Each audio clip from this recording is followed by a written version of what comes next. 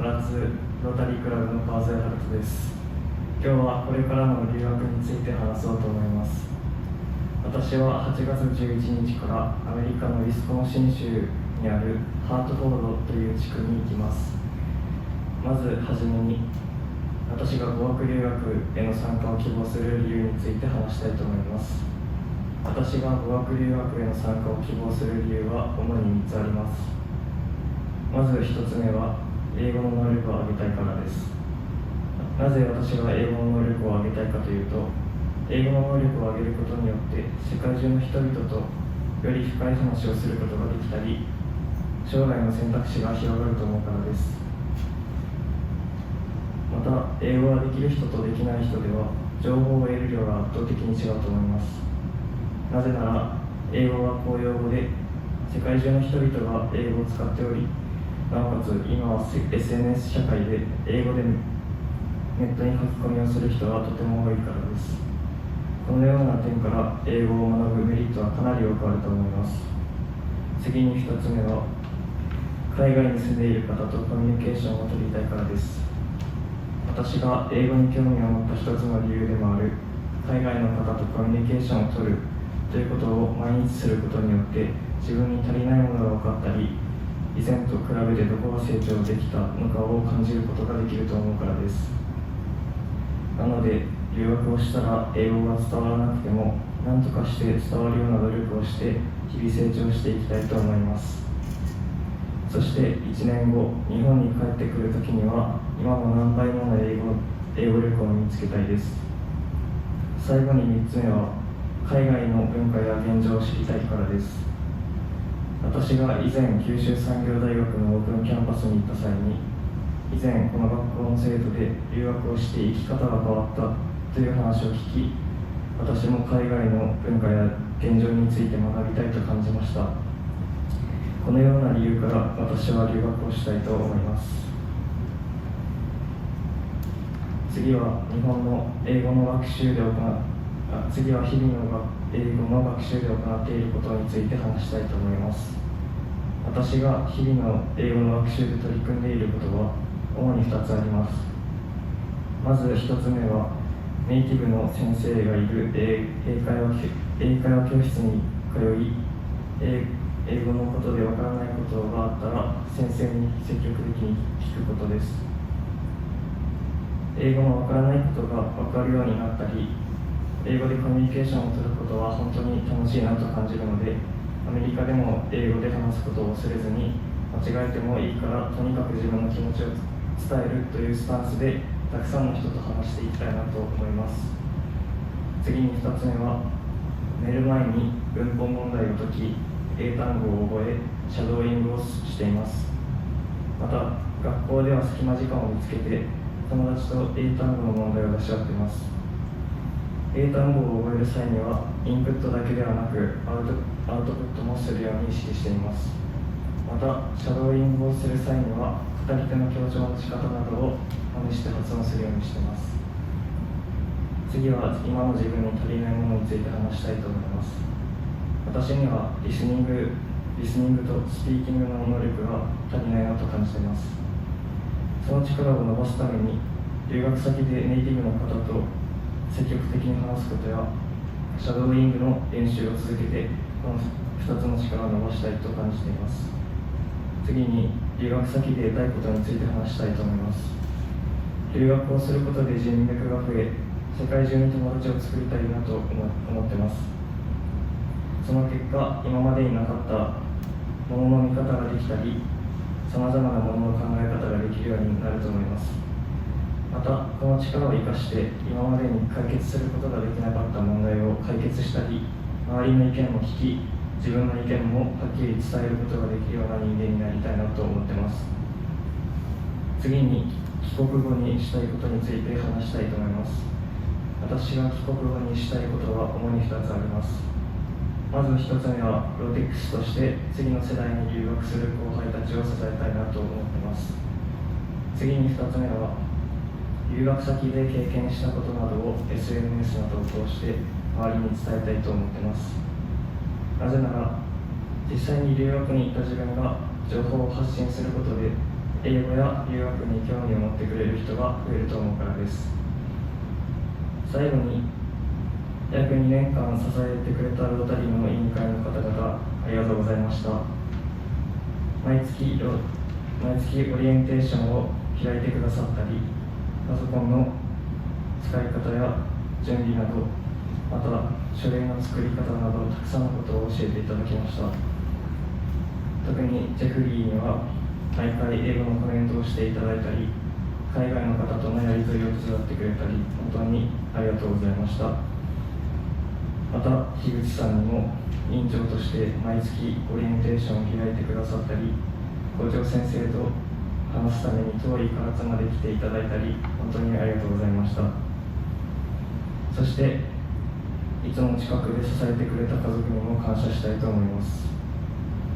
特に母は毎月1時間以上かけて諫早まで送ってくれたり、書類作成を手伝ってくれたり、大阪までビザを取りに連れて行ってくれたり、本当に大変な思いをさせたなと思っています。たくさんの人に支えられて留学ができることを忘れずに留学を頑張りたいと思っています。これで発表終わります。ありがとうございます。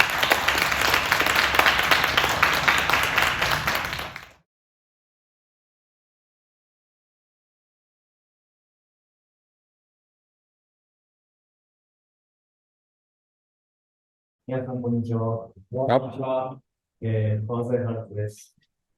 まずは1年間、私の留学を、支えてくださったロータリーの皆様、本当にありがとうございました。またこれからもトーフィックスとして、今後の留学生をもっとつけていきたいと思うので、よろしくお願いします。じゃあ、まずは、報告スピーチを英語で話したいと思います。Hello everyone, my name is Kahto.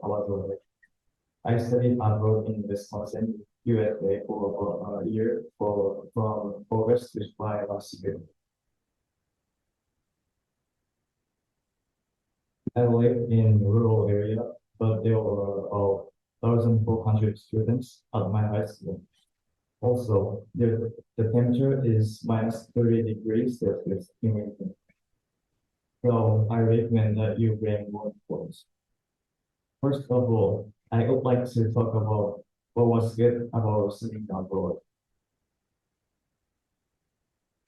I became more confident in myself. I became able to converse in English, and I became able to communicate better. When you have confidence in yourself, you can try many things, and you look shiny just because you are confident. When you can communicate in English, you can talk to people from all over the world, and you can get more information than others. Being able to communicate well will help you connect with more people, and will definitely help you in the future. Next, I would like to talk about what I found difficult. It is making friends. Before I went to the US, I thought that international students would be very popular. But there are many international students in the US. So there were not many people around me to talk to me. So I made an effort to talk a lot and make a lot of friends. Also, personally, I felt that in the US high schools, the friends here have changed with each class. So you don't have a lot of time to hang out with specific people. In Japan, I often stayed with my good friends for a long time. But in the US, I had to talk to many people in a short time. So I felt that this is different from Japan. I would like to talk about what I enjoyed when I was in the US. There's events. In the US, there are many events at high schools and churches.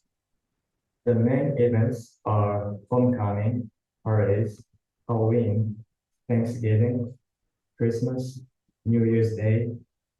Valentine's Day, Easter, and prom. One of my favorite events is homecoming, which is held at the high school. Homecoming is an event where everyone goes to watch the football game and go to dance in the school gym. The events in the US are very large and people get very excited. Next, I would like to share with you some of my favorite foods in the United States. My favorite food in the US is mac and cheese and chicken wings. Also, there is a fast food restaurant called Culver's in the area where I live. I love the hamburgers there, and I recommend you to go to the Central State in the US to go there. However, I have noticed that Japanese food is the best food in the world. Also, my host family knew that Japanese people eat rice every day, so they bought rice for me. But to be honest, American rice was not my favorite. So I went to a supermarket called Walmart and bought Japanese white rice. I also recommend that if you guys need Japanese food, go to a nearby supermarket and buy some Japanese food. Next, I would like to talk about my day in the United States. First, I get up at 6:30 a.m. to get ready for school. Then, I have a protein shake and cereal for breakfast. Leave the house at 7:20 a.m. Classes start at 7:30 a.m.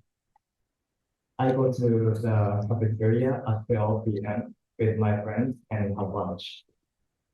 School ends at 3 p.m. and club activities start at 3:30 a.m. p.m. I played soccer in the United States. Club activities change depending on the spring, summer, fall, and winter. So you have only 3 months to participate in club activities. I wanted to play basketball, but it was too competitive and I couldn't join the club. I arrived home at 6 p.m. and take a shower. I have dinner with my host family at 7 p.m. and I pray at 10 p.m. and go to bed. My host family is Christian, so I went to the church every Sunday. Next, I would like to talk about what I think you should do while you're studying abroad. The first is to play sports. I played soccer in the spring and went to the gym for working out in other seasons. Let me tell you why you should play sports. Because you can make friends easily.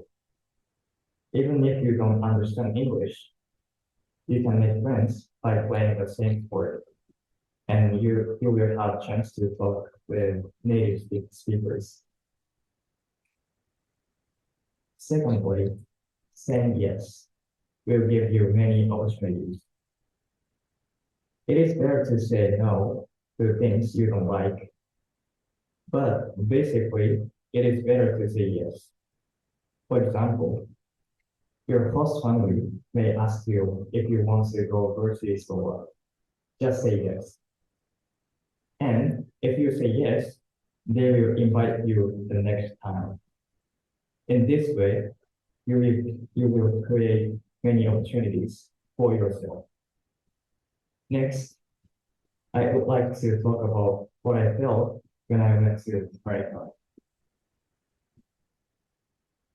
In America, there are still people who discriminate Asians and Blacks. There was not much racism in my high school, but I was discriminated once. A kid in my class stepped on my foot or tripped over my leg. When that happens, tell them to quit and just ignore. Sadly, I don't think discrimination will ever go away. But I think we can do something to reduce it, and I hope it will decrease soon. Finally, I would like to tell you something that you should know before you go to the United States or other country. I know you will be bringing pins, but I recommend that you bring as many as possible. I brought 120 pins and it was not enough. There will be a big conference just before you leave. So I recommend that you keep your pins until then. Also, try lots of things and talk to many people. If you don't know what to say, just say hi, or I like your shirt, or I like your hair, something like that. I hope your studying abroad experience goes well. This concludes my speech. Thank you for listening.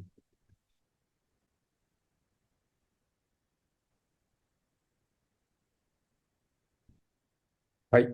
では次は日本語で。はい。じゃあお願いします。皆さん、こんにちは。川添陽斗です。私は去年の8月から7月まで約1年間、アメリカのウィスコンシン州に留学しました。私が住んでいた地域は比較的田舎の方でしたが、学校の生徒は約1400人近くいました。また、コロさんが話されたように、私の地域もとても寒く、冬はマイナス30度に行くこともありました。なので、皆さんには暖かい服を持っていくことをお勧めしたいと思います。まず、留学してあった点について話したいと思います。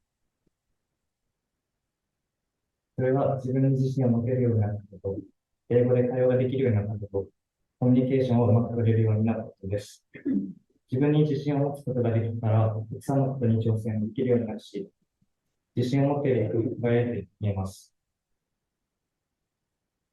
英語で会話ができるようになると、世界中の人と話すことができるようになったり、人より多くの情報を手に入れることができます。コミュニケーションをうまく取れるようになると、人とのつながりも多くなって、将来必ずあなたの役に立つと思います。次に、私がアメリカで大変だと感じたことを話そうと思います。それは友達作りです。アメリカに行く前は、留学生は学校の中で有名になるかなと思っていたのですが、アメリカにはたくさんの留学生がいます。なので、周りからわざわざ自分に話しかけてくることは少なかったです。だから自分からたくさん話しかけて、たくさんの友達を作る努力をしました。また、個人的に感じたこととしては、アメリカの学校は毎授業ごとにクラスが変わるので、ずっと同じ人といるということはなくなります。日本の学校では仲が良い友達とずっといることが多かったですが、アメリカでは短い時間でたくさんの人と話すことが多かったので、そこは日本との違いを感じました。次に留学して楽しかったことを話したいと思います。それはイベントです。アメリカでは学校や教会などで1年間を通してたくさんのイベントがあります。主なイベントとしては、ホームカミング、パレード、ハロウィン、テンクスギビング、クリスマス、ニューイヤーデイ、バレンタインスデイ、イースター、プロムなどです。その中でも私が特に好きだったイベントは、学校で開催されるホームカミングというイベントです。ホームカミングとは、学校のフットボール部の試合をみんなで見に行ったり、学校のジムでダンスをしたりするイベントです。アメリカのイベントはとても規模が大きく、人々のとても盛り上がります。次に私がアメリカで好きだった食べ物を紹介したいと思います。私がアメリカで好きだった食べ物は、マッカンチーズとチキンミングスです。また、私が住んでいた地域には、ホーバーツというファストフードがありました。私はそこのハンバーガーがとても大好きで美味しいので、セントラルステイツに行く人は、そこにいてハンバーガーを食べることをお勧めしたいと思います。しかし、日本に帰ってきてご飯を食べて気づいたことがあります。それは日本のご飯がとても美味しいということです。また、私のホストファミリーは、日本人が毎日お米を食べるとしていたので、お米を買ってきて見ていましたが、正直アメリカのお米はあんまり好きではありませんでした。なので、ウォルマートというスーパーに行って、日本の白ご飯を買って毎日食べてました。また、もし皆さんが日本の食べ物が恋しくなったら、近くのスーパーに行って日本の食べ物を買うこともおすすめです。次に、一日の流れについて話したいと思います。まず、6時半に起床して学校に行く準備ですが、その後、朝ごはんにプロテインとシリアルを食べます。7時20分に家を出て、7時30分から授業が始まります。12時に友達とカフェテリアに行ってランチを食べます。3時に学校が終わり、3時半から部活が始まります。私はサッカーをしていました。アメリカの学校は春、夏、秋、冬によって部活が変わるので、約3ヶ月しか部活をしません。私はバスケットボールの仕事を持っていましたが、とても競争率が高くて、部活に所属することはできませんでした。また、部活をしていないシーズンは学校のジムにいて筋トレをしていました。6時に、午後6時に家に着き、シャワーを浴びます。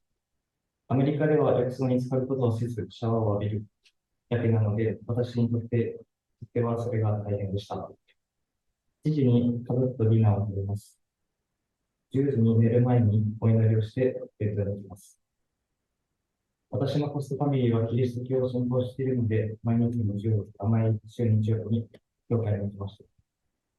次に留学中にしてよかったと思うことを話していきます。まず一つ目はスポーツをすることです。私はすでにサッカーをして、他の季節はジムにいて筋トレをしました。なぜスポーツをした方が良いかというと、それは簡単に友達を作ることができるからです。もし英語がわからなくても、同じスポーツをすることで仲良くなることができるし、ネイティブの人と会話をする機会も増えます。次に、二つ目はイエスということです。イエスということで、たくさんの機会を作ることができます。嫌なことに対してはノーと言った方がいいですが、基本的にはイエスと言った方が良かったことが多いです。例えば、ホストファミリーにスーパーに買い物に行くか聞かれたとしましょう。その時はイエスと言いましょう。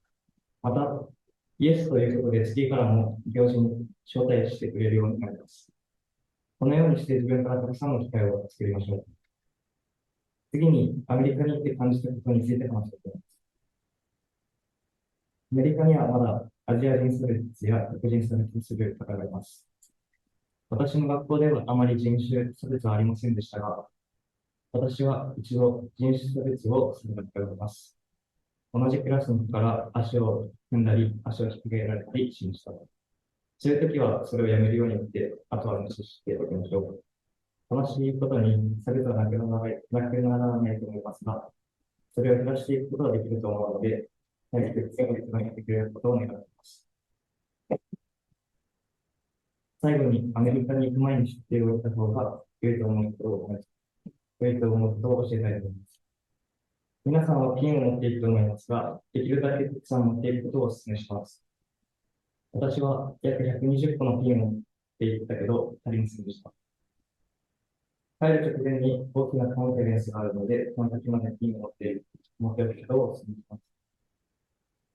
また、たくさんのことに挑戦して、たくさんの人に話すことをされます。何を話したらいいかわからないときは、髪型を褒めたり、服を褒めたり、何でもいいので、とにかく話しかけましょう。挨拶をするだけでも大丈夫です。皆さんの留学がうまくいくことを願っています。これで私のスピーチを終わります。ありがとうございました。